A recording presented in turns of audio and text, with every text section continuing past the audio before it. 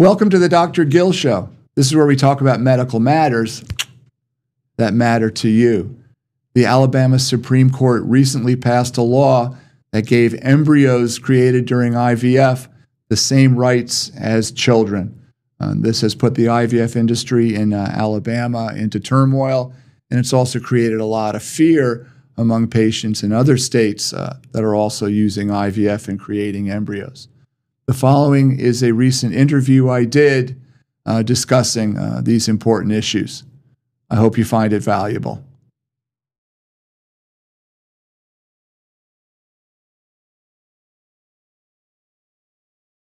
Last week, the country, and in fact, I think it's fair to say the world, was shaken by a ruling from the Supreme Court of Alabama with regard to what they termed, and I'm quoting, extrauterine children.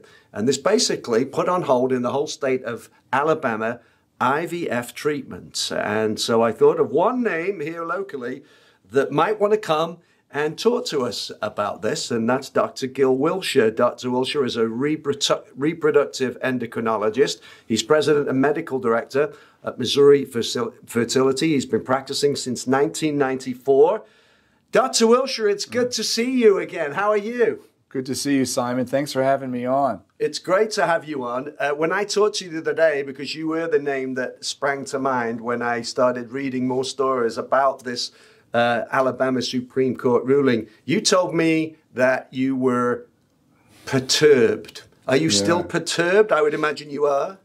Yes, I'm very perturbed, but not surprised.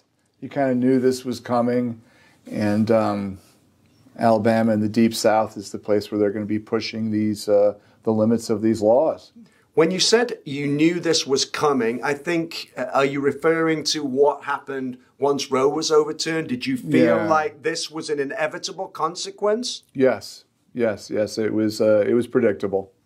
A lot of people said at the time when Roe was overturned that then people saying now IVF is in question and the very process of IVF. Oh, this is just alarmist. This is just fear-mongering. It's just people trying to win votes.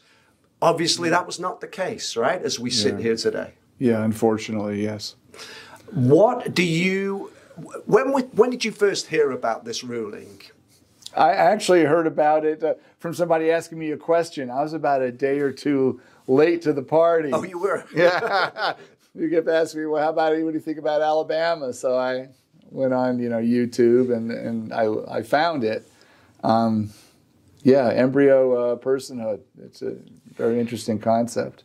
So I think what we've got here is a case again where you have judges who have absolutely no idea about what the science and the medical aspect of this is. That's surely got to be upsetting to you as well. Well, am I right about that? Surely I am. Yeah, you're absolutely right.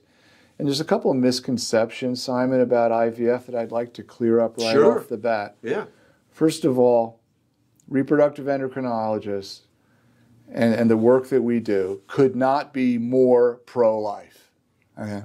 What we do is inherently pro-life, and if anybody thinks otherwise, they're just mistaken. People and couples come to us desperate for children, and we use all ethical and scientific and available means to give these deserving people the family that they want. Second misconception is something I see that's been written in articles by journalists over the years, and they equate IVF treatment to the Wild West, as if somehow we were shooting from the hip and doing whatever we want. That also is entirely incorrect.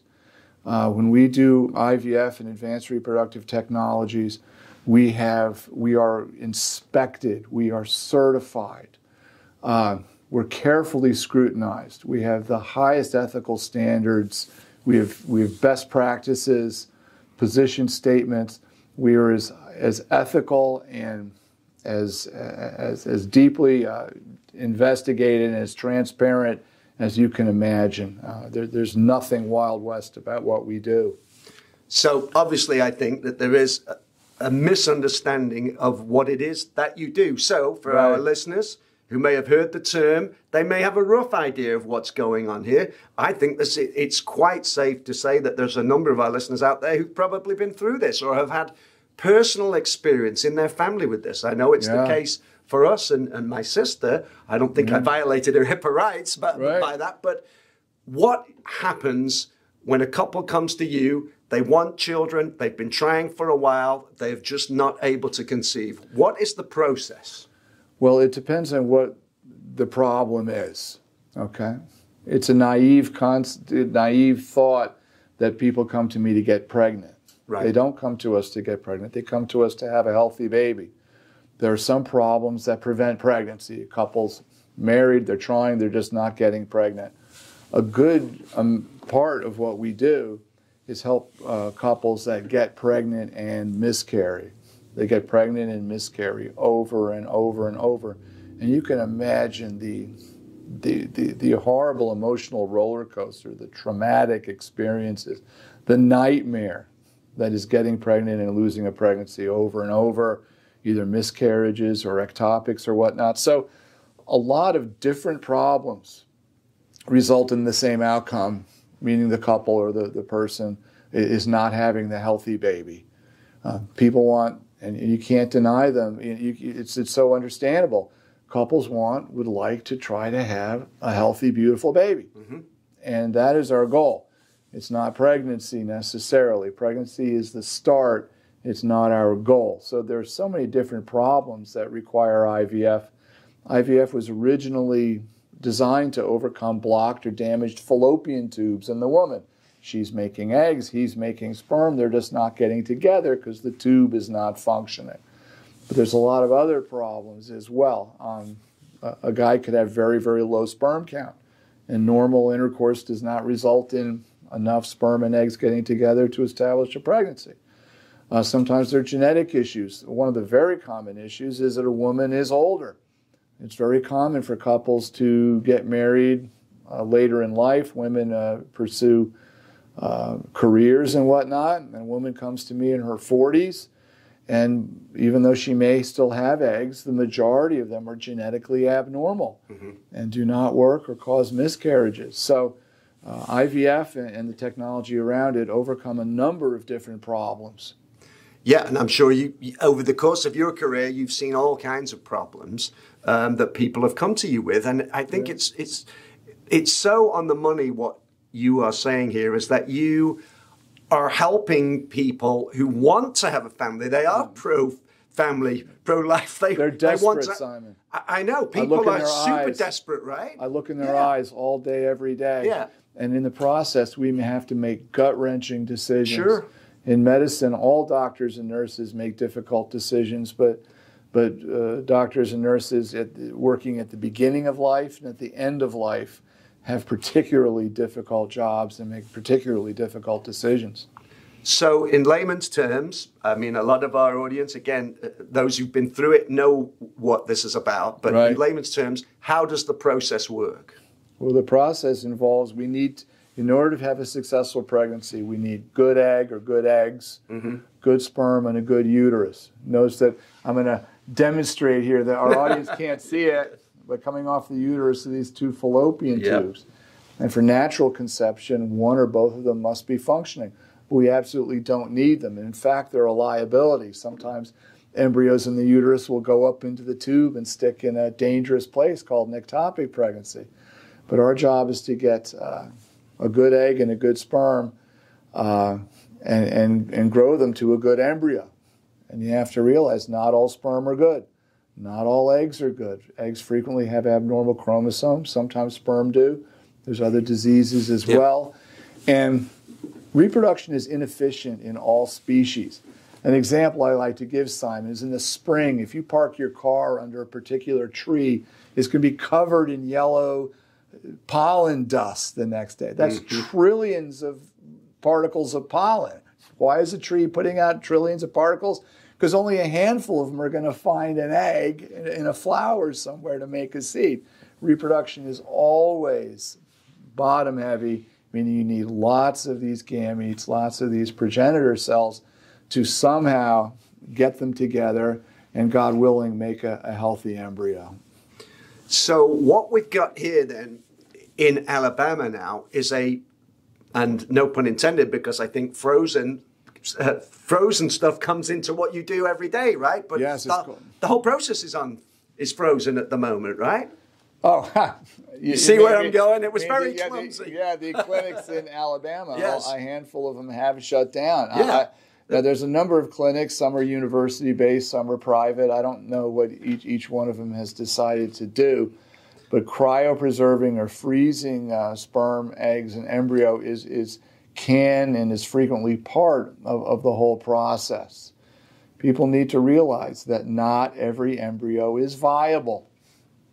And that's one of the first mistakes of these embryos equals children laws or judgments, is that not every embryo is viable and can produce a healthy child.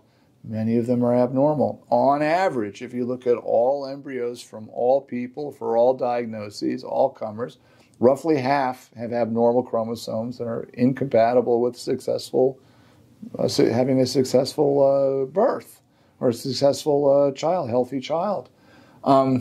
In older women, or my women in their 40s, we may make a handful of embryos if we're lucky. And if the woman and the couple is lucky, they may only have one normal embryo. Sometimes, Simon, I have to sit a couple down and say, ma'am, none of your embryos are normal.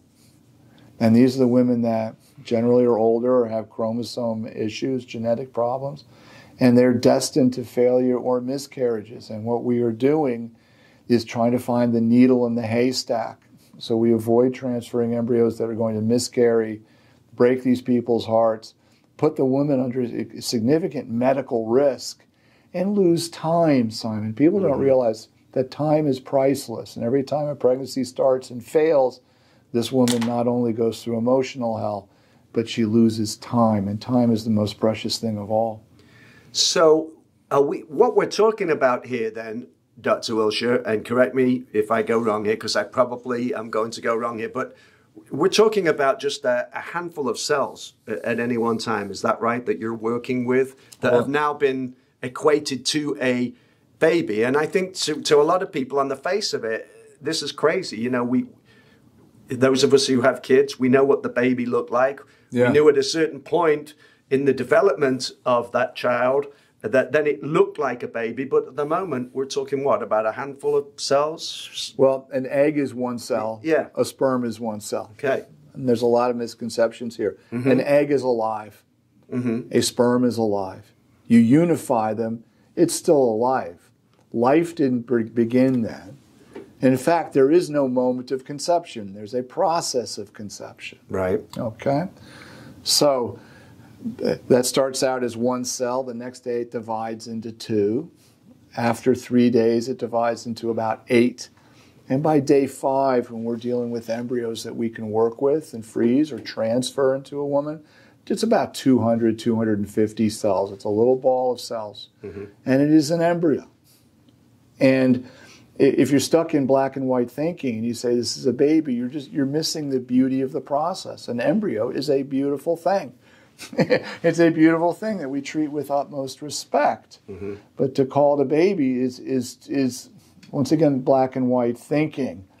It's a beautiful process. An embryo gets transferred, and God willing, it implants in the uterus. Then it grows into a fetus.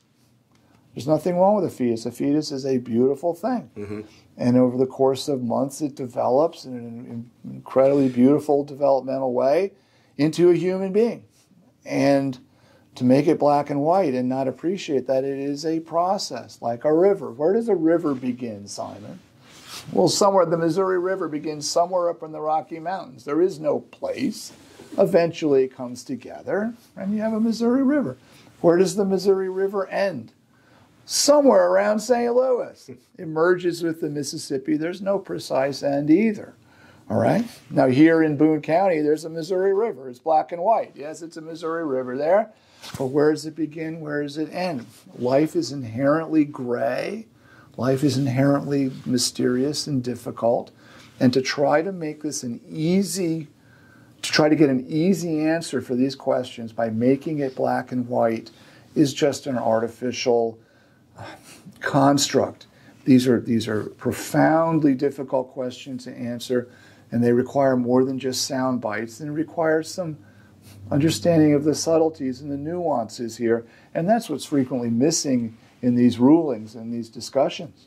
Yeah, and I think you were very eloquent there, but you could take life at any process, right? Yeah. And there are subtleties and nuances to every aspect of life. Yes. Yes. So, but I think sometimes the law is not able to recognize that in certain circumstances. Yeah, they oversimplify. And trying to call an embryo a baby is just a mistake. I mean, bombshell's a term sometimes that gets overused, but the ruling by the Alabama Supreme Court last week with regard to IVF treatment. And when it comes to IVF treatment, I mean, I remember this as a 14-year-old kid. The very first, at the time, Louise Brown was called a finger quote test tube baby. Yep, she was the first one. Yeah, and this was in a hospital in Oldham, just up the road from where I'm from, in Manchester, literally up the road. Yeah. And this was a landmark. In fact, I was looking back at that case, and at the time, it was Dr. Steptoe and Dr. Edwards who came up with this process, right? They called it one of the most remarkable medical breakthroughs of the 20th century. Yeah. Now here we are in a new century where it seems like we're trying to roll back this medical breakthrough. I mean, that's obviously one of the reasons you were perturbed, is it not? Yeah, Simon, if I want to describe my political leanings, I'm libertarian with a Christian ethics, all right? Fair enough. And here I am I wake up every morning. I pray to God to guide me and make me of service to my fellow people. That's what I tell myself every morning. And here I go to work and try to give guidance and assistance to people making very, very difficult decisions that I've spent virtually my whole life learning about and practicing. And these are horribly difficult, gut-wrenching decisions, as I said. And it should be left between me and the patients in our room. It is a private, difficult decision. And having an outsider come in and tell us what to do, when I already told you in the earlier segment, we have the highest ethical standards, the highest standards of practice. And to have someone come in and interfere and tell my patients what they can or can't do it makes me perturbed, it makes me angry, and it makes me disappointed. So Alabama, it seems to me, Dr. Wilshire, and the outcry that has followed, so many couples like the ones you see on a daily basis now are on hold. They don't know what they're going to do. But I've seen stories where couples say, we're going to have to leave the state. We don't know. We've got embryos stored. We don't know if we're going to have to transport where they're stored. The transport people don't want to transport them. Right. Because let's say there's a car crash. The truck turns over and the embryos thaw out. Are they going to be charged with murder or manslaughter? It's just a nightmare. And that's kind of how this case came about, right? There was an accident in the lab and some of the embryos fell or spilled. That's how I understand this whole case originally came about. I don't know the history of the Alabama decision. Yeah. There have been some high-profile cases in the past few years where the liquid nitrogen drained out of a tank and embryos thawed mistakenly, that kind of stuff. These are very, very rare. We have special alarm systems and all this kind of goes to our phones. I mean, we take tremendous care. And great, we go to what's the word I'm looking for? It's very expensive. We cut no corners when it comes to safeguarding the safety of these embryos. But we're not perfect. A tornado could come through town and whatnot. And as long as we're doing the best we can, I don't know why they try to turn us into criminals. Yeah, and I mean, you're so obviously not a criminal. You're a guy, you just said, every morning, like every other doctor in your field, tries to help couples who are having such a hard time conceiving, right? That should not make you a criminal, but at the moment... We're doing our best. Now, I believe Missouri a few years ago played with the embryo personhood question, and I believe it did fail, because even the legislatures, if their family didn't use IVF, they have a friend who used IVF. I think nationwide, about 2% of all babies are conceived with IVF. In my hospital last time we looked, it was 3%. I'm adding 3% of the volume that would not otherwise be there. And that's amazing. 2% nationwide, 3% in your experience in your hospital. 3%? Yes. So I don't think I'm too far wrong. I don't know how many people listen to this show on a daily. More, hopefully a lot, right? Hopefully a lot. But that's why I said earlier, there's probably plenty of people out here who, if they haven't themselves, know somebody or a family member who've probably even dealt with you rather than just in the area, because you've been here a long time. We're very well known. Yeah, so that's why it's such a head shaker. And then it seems, though, in the past few years, that where one red state has done something like this, then the other red states then try to pile on and get in on this. As I mentioned, Alabama seemed to be trying to walk this back at this particular point. I have not heard in the days since Missouri in any hurry to try and impose something like this here. You just remarked on an earlier attempt here, and it didn't seem to go very far. Yeah. What are you hearing on the grapevine, though, in your industry, especially in Missouri? It's still too early. I have some friends in the legislature and whatnot, and they'll sometimes call me with questions, off the record. My gut feeling is there is not an appetite in Missouri to turn embryos into people legally. Legally. I could be wrong. Politicians will posture. They want to give the appearance of one thing and not necessarily go through with it. I'm not a politician. I'm just a doctor doing his best here. All I can say is myself and the other clinics in Columbia and the other clinics in St. Louis and Kansas City, we're all doing our best, Simon. We're doing our best. We're trying to help people have babies. We're as pro-life as you can be.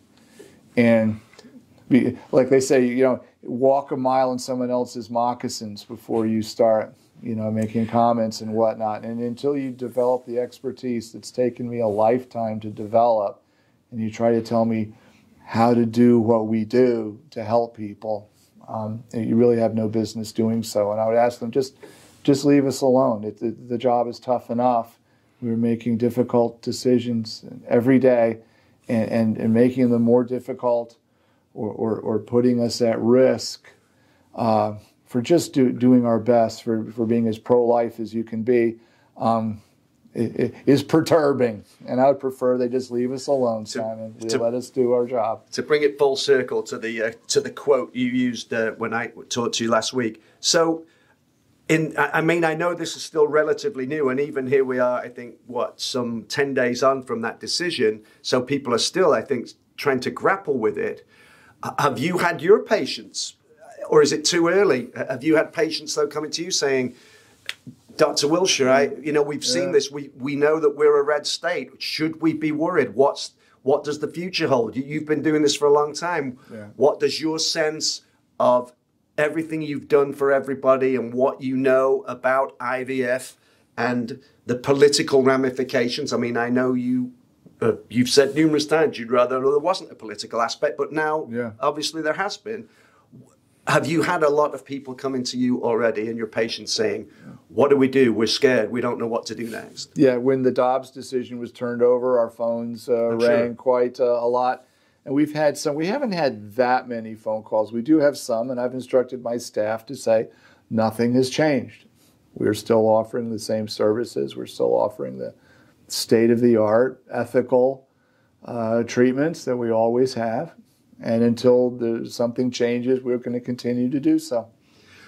In the meantime, as we leave this, I think we should bring it around again to where we started this, and that is that just about every medical professional who is an IVF expert, like you are, you've been doing it so long, is again saying this is between a doctor and the patient, and Yes. a judge and the law should have, a judge should not be getting in the middle of this when they have no concept of what this process involves. Correct. I mean, I can understand if there's an ongoing crime. Yeah. Right? There's extortion, there's theft, there's murder.